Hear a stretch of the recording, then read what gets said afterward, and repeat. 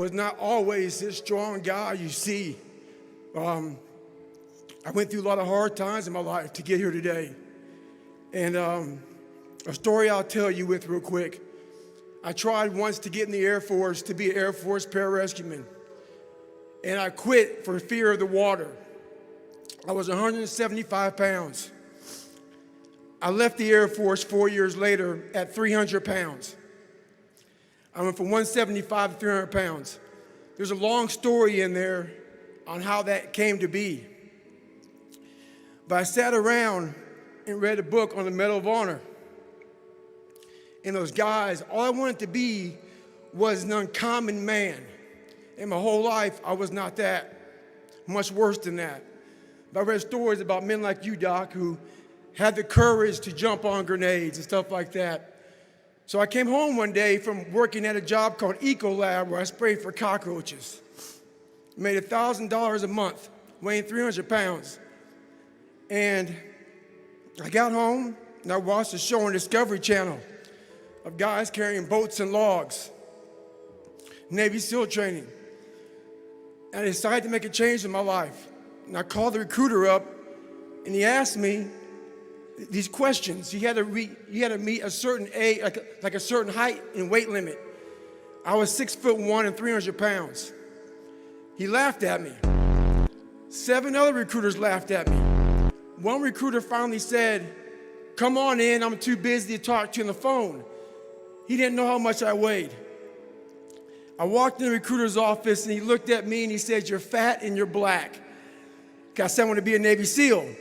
I didn't know there'd only been 35 African-American Navy SEALs at that time in over 70 years. He said I basically had to lose 106 pounds in less than 3 months because of my age. I was getting too old. I came back 3 months later, 106 pounds lighter. Thank you. You have to learn to cap success. So what I do is, like right now, I don't like doing podcasts. There's a lot of things I don't do that I have to do now to get the message out there to help people out. And what I mean by capping success, I believe everybody should live their life. So everything that someone says in life, take it with a grain of salt.